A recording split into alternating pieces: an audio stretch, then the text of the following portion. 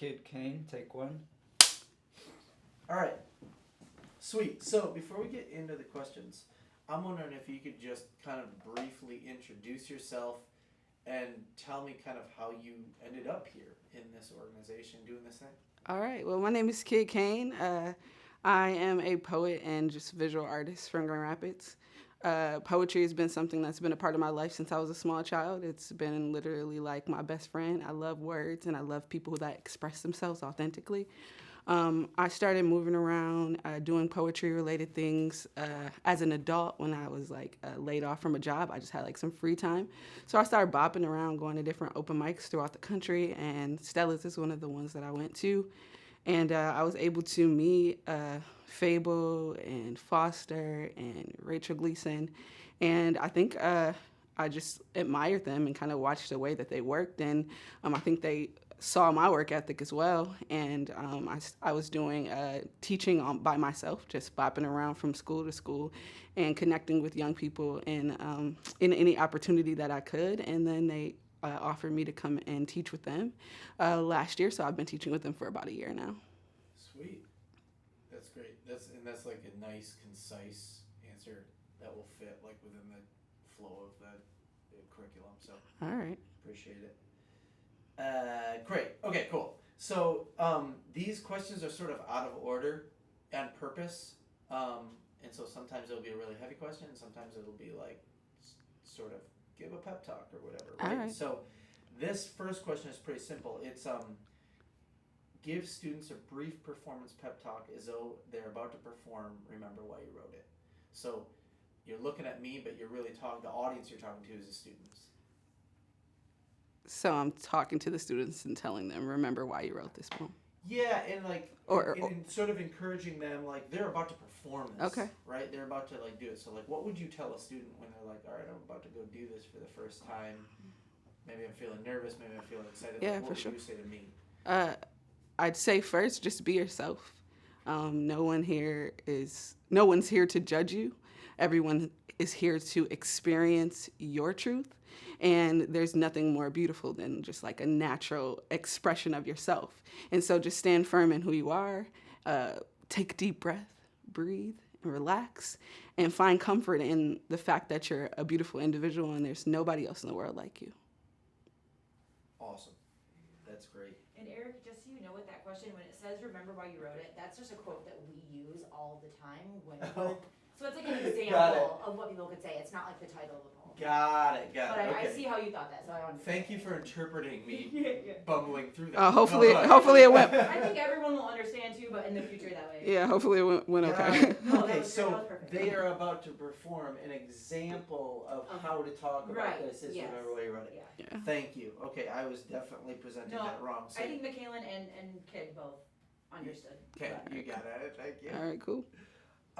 Can you give some examples of performance tips or advice how to give a dynamic performance? You sort of touched on that before, but what would you say to someone? I think for me, in order to give a dynamic performance, you have to be willing to be a little vulnerable and to remember why you wrote it and tap into those feelings and those emotions associated with what made you so compelled to put those words down on paper or to commit those words to memory. I think that projection and being willing to let the sound come through your body is something that I think it's undeniable when you're in an audience. When you can see a person unafraid of getting those words out and projecting them in a room, no matter how small or how large, you can't help but pay attention. You can't help but to connect. Something that also is very important is articulation and making sure that people can hear you clearly, which is something that's difficult to do when emotions are involved. And so it's practice, practice, practice, and get yourself in a position to where you can allow those words to flow even if you're in tears. All right, we're gonna pivot. Cool. How do you pull yourself out of dark places? This is a very interesting question considering we just left quarantine. But I have pulled myself out of dark spaces with creativity and with the creativity of the universe and being outside and outdoors and experiencing the beauty of every single thing that's out there that has grown and naturally in this world, and being able to find the beauty in those things helps me find beauty in myself. And when I feel beautiful, then I'm able to express myself in the most authentic and the most creative way. Amazing. What are some ways besides writing that you use to cope with mental illness, mental health, those sorts of things? Well, it's kind of a sore subject for me right now, but like I said, I like to be outside a lot. I go on a lot of hikes, and I also ride my bike a lot. My bike was stolen twice within a 10-day span, so I'm feeling a little bit bitter about that right now. But riding my bike helps me stay grounded. It helps me experience different parts of the state and the city where I live that I would have never explored if I would have been in a car.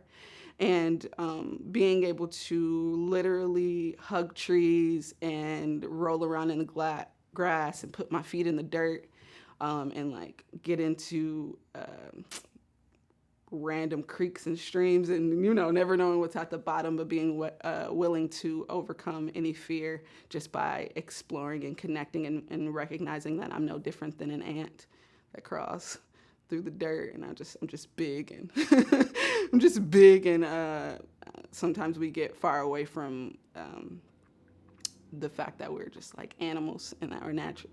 And so that's the way that I come out of a dark place. I don't even know if that's exactly what you asked me, but I don't know. I was resonating with it. That's pretty much what I do. So I like it. All right, cool. Yeah, definitely. I also make up songs too. I make up songs when I like remix songs in my head, or just like sing random things that really helps me shift my mood and energy. Just like come off the top of my head and just like start singing stuff. Like what? Just never know. I don't know if I can do it right now, but a lot of times I'll just be at home and I'll just be like, I'll just like start singing about a peanut butter and jelly sandwich, or like oatmeal, or like feeling my toes in the dirt. Like, I like feeling my toes in the dirt. And it doesn't even have to make sense, but it feels good to me. And that's all that matters. I like it. That's the best answer by far. Yeah, it's really good. Yeah. I think it's very accessible too. Okay, here's another kind of deeper one. When it comes to mental illness, what do you think it means to sort of quote unquote get better? Like, what does that actually mean? I think you begin when it comes to mental illness and getting better. I think the commitment to getting better is how you get better. And so it's like, if you can actually be self-aware and know that you're actually experiencing things that may make life a little bit difficult, that's the way that you go and move towards healing and getting better. I don't think you ever are just better. It's a constant effort. It's something that you do every day. It's like breathing, literally. You wake up and you can't just sit there and not breathe, or you won't live. And so like when it comes to mental health, I really value the idea. I read this book called The Little Book of Big Lies, and in this book by Tina Lifford, she states that a lot of time we focus on our external fitness, but she likes to consider internal fitness, and what you do every single day to keep your legs toned, you should be doing every single day to keep your heart strong and to keep your mind empowered.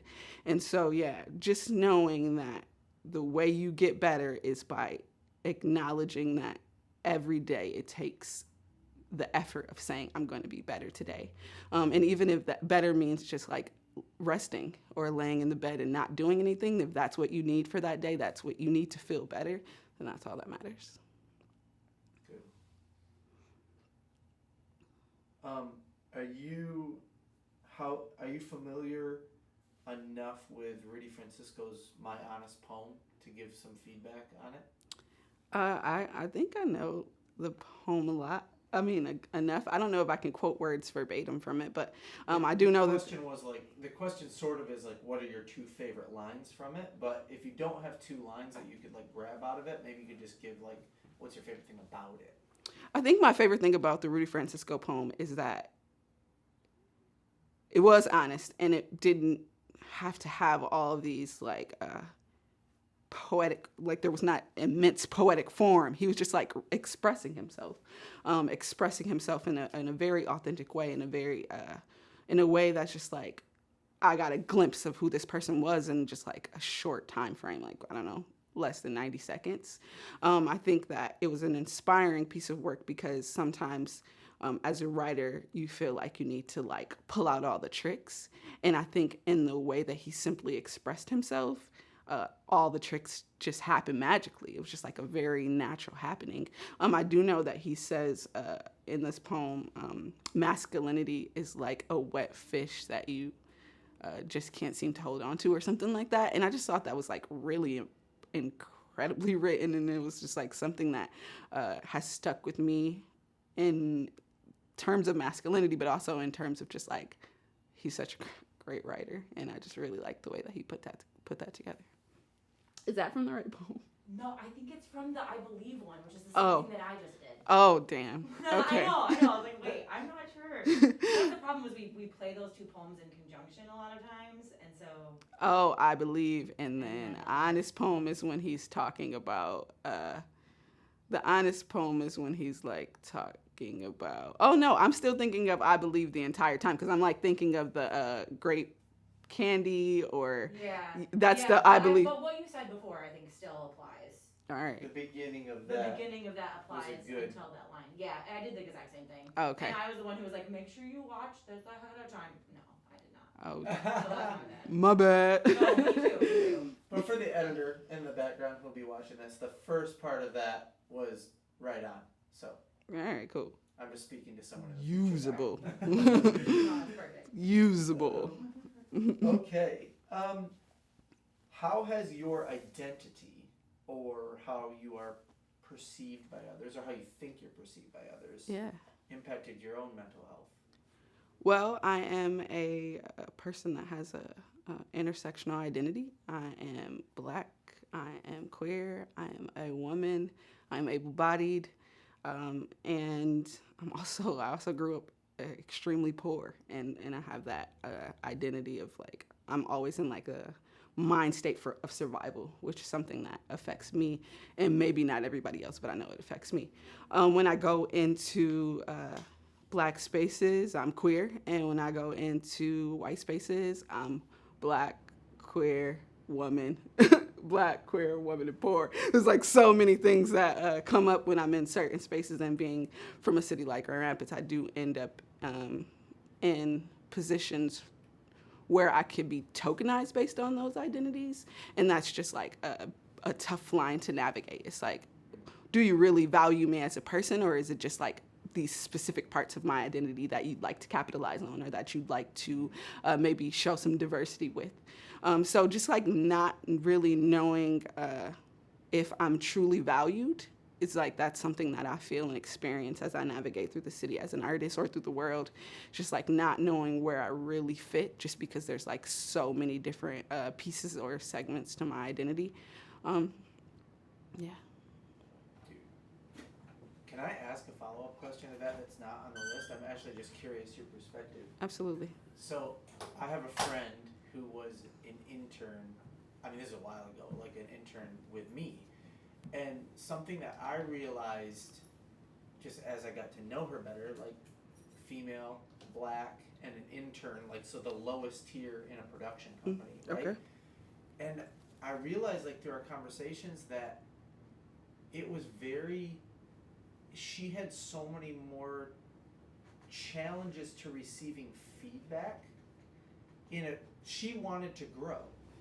But when she would get feedback, she had to like process through all of these lenses that I didn't have to process through. Yeah. So she had to go like, are you giving me this feedback because I'm a woman? Is it because I'm Black? Queer. Or is it because I'm actually just like not doing a good job and need to like, own that shit and like up my game? Right. and it's like that thought process was forever the cycle with everything, and it made it very hard to know, like, when is this a good piece of feedback that's designed to help me grow, and when is this a feedback that I need to, like, shield really quick. And like getting to know her and becoming friends with her, realizing like that was something like muscle memory that she had like learned in every environment. So like when I would give her feedback, she was trying to process through those lenses. So as we became friends, like that was something that like sort of through a lot of trust like began to break down. But is that a familiar thing to you? Absolutely. It definitely, Can you talk about that? it definitely puts you in a position to feel like you are always on defense, because you just never know what the perspective of feedback is. It's like you said, are you viewing me so much as a black woman that you can't see the skill? Or are you viewing me through this lens of like, this is a queer person and I can't get close to them? Like there's so many barriers that can get in the way when you have such an intersectional identity. It's like there's so many roadblocks and places where there's disconnect, and I know that for me it makes it so that sometimes connecting with people is difficult, because I don't always want to do the work of trying to figure out what your frame of mind is when you view me with all these different layers to my identity. How do you cope with that? Sometimes it makes me isolate. Sometimes it makes me want to turn away from opportunities. That's something beautiful about being a part of the Diatribe. In this organization, I feel like they've done a really, really good job of like bringing in people that are very, very diverse and being very willing to love on and accept the identities that are present, and to give us space and place to be uplifted. It does make it difficult, like for me to take different opportunities and to go into certain places and feel like I can bring my full capacity and my full potential. Thanks. That's good. Okay. What does normal mean? What's normal anyway? I don't know that everybody has their own normal. Normal for me would be different than Fable and Foster and Rachel and Jocelyn. Everybody's gonna have their own idea of normal, but normal for me is just me being myself and feeling comfortable and rooted in the beauty that I know that comes from me every single day. And if I can express that, then I feel normal, and if I can't, then I don't feel normal. Good. All right, this one, I think you overheard this one when you came in, but it's just fill in the blank statements. Oh, okay. Yeah. I wasn't paying attention. I was too busy like thinking about if I missed the email with the questions. Dude. Well, clearly you didn't have to worry about that. No, you're killing it. All right, cool. So these are fill in the blank. So I'm just going to give you a line with a blank, and then you just got to repeat the entire line and fill it in. And then there's one at the end that's pretty complicated. But the first one's We might have to do this a couple times, but That's all right. I'm game. That's all right, cool. So I'm starting to feel blank. I'm starving to feel. Give me a second for this. I'm starving to feel whole. I will not let blank keep me from blank. I will not let the agreements that I made in the past keep me from freedom. If I knew that I could do anything, I would. I know that I can do anything, so I will continue to move as if I can do everything. But I'll say that question. No, that's good. Oh, okay. That was good. I mean, do it again with like, because I think you lost your authority at the end when you were processing it. But like, that was good, I thought. Oh, what's the question again? What's the line? If I knew I could do anything, I would. I know that I can do everything, so I will do everything.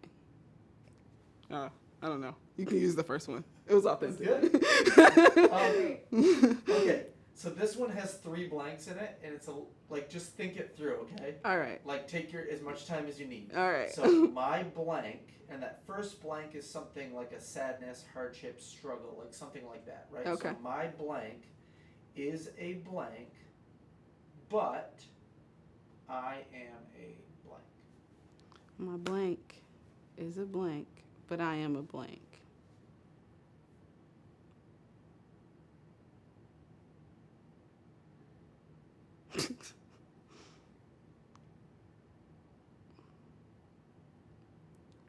The fact that you told me to sit with this for a while is like not letting it arise. Can we come back to it? Is it possible for us to come back to it? Yeah, there's 2 more questions, so we for sure can. All right. Okay, if you could personify, or maybe that's not the right word, but if you could give sort of traits to mental illness, what does it sound like, smell like, taste like? How would you describe it in those terms? My mental illness is like an annoying cat. It's like sometimes it makes me soft and cuddly and like makes me, kind of like purr in need, and then other time it makes me like ferocious and like and it scratches at me. I don't know. That's all I got. That's great. Oh, okay. Okay. How have major events, couple lately, personal or global, impacted your mental health? The pandemic is probably something that we'll all be talking about. But yeah, everything. First of all, the state of emergency was declared the day after my 33rd birthday. So I was just like thinking I was gonna party that weekend, and then everything got shut down. And I was just like, okay, there's no party.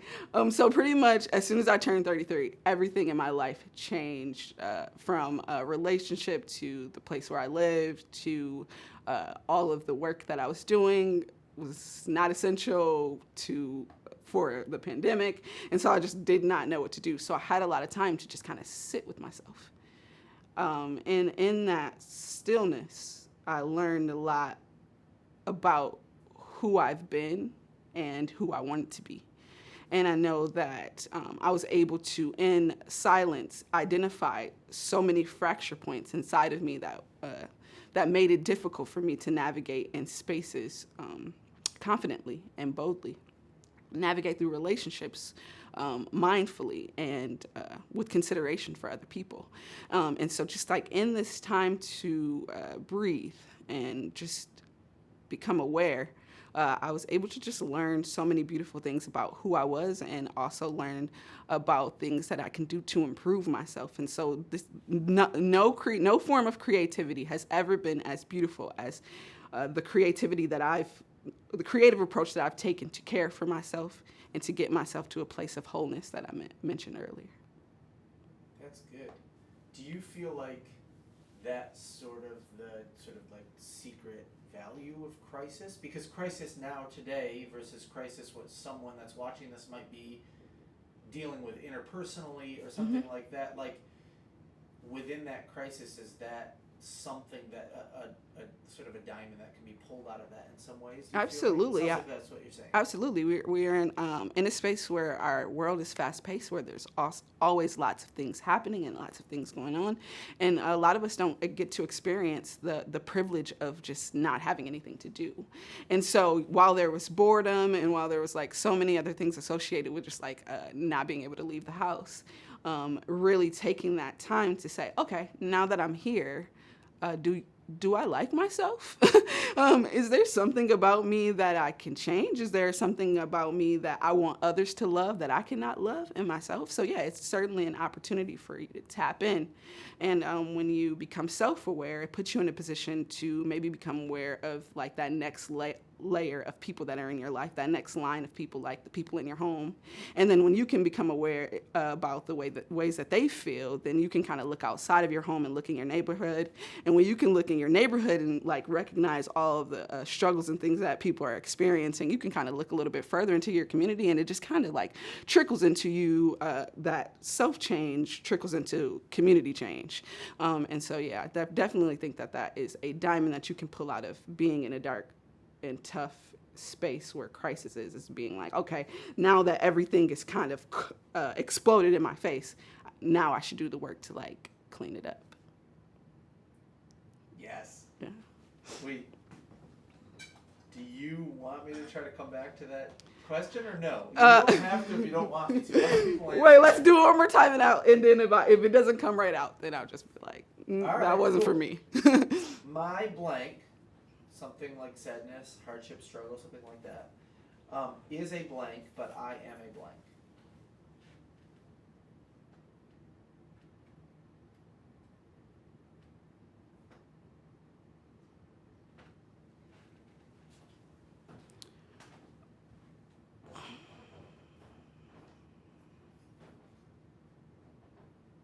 I don't know. My mental health is a thunderstorm, but I am a ray of sunshine, and I will always come back out and rise every single day. That's all I got. Oh yeah, that's you just pulled that out of your ass. Oh, okay. I was like, this is. That was great. That was awesome. Yeah. Okay, that's it. Oh, well, thank you so much, Eric. You did so good. Oh, it's such a pleasure to talk to you. Thank you. You have good Thanks vibes. for doing it. Thank you. All right. Want me to cut this? Oh, sure.